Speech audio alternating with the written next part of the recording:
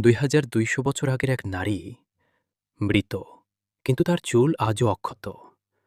ইতিহাস তাকে চেনে লং হেয়ার লেডি নামে। পেরুর রাজধানী লিমার প্রাচীন সমাধিস্থল হুয়াকা হুয়া লামার্কা থেকে প্রত্নতাত্ত্বিকরা আবিষ্কার করেন এই রহস্যময় মমিটি।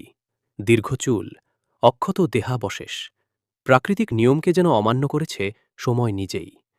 গবেষকদের ধারণা, মৃত্যুর সময় তার বয়স ছিল মাত্র ২৩ বছর। সমাধির ধরন বলছে তিনি ছিলেন উচ্চ সামাজিক মর্যাদার কেউ, সম্ভবত একজন রাজকুমারী। কিন্তু এখানেই জন্ম নেয় সবচেয়ে ভয়ঙ্কর প্রশ্ন, তাকে কি জীবিত অবস্থায় সমাহিত করা হয়েছিল? প্রাচীন পেরুর কিছু সংস্কৃতিতে অভিজাত শ্রেণীর মানুষের ক্ষেত্রে জীবন্ত সমাধির প্রথা ছিল। নারীর কোমল হাত আর যত্নে সংরক্ষিত দেহ এই ধারণাকেই আরও জোরালো করে। আজও ইতিহাস নিশ্চিতভাবে জানে না তিনি রাজকুমারী ছিলেন নাকি এক নির্মম বলির শিকার। তবে তার অক্ষত দীর্ঘ চুল আজও নীরবে বলে যায় এক অজানা ইতিহাসের গল্প। এমন আরও রহস্য জানতে লাইক দিন, কমেন্ট করুন আর সাবস্ক্রাইব করতে ভুলবেন না।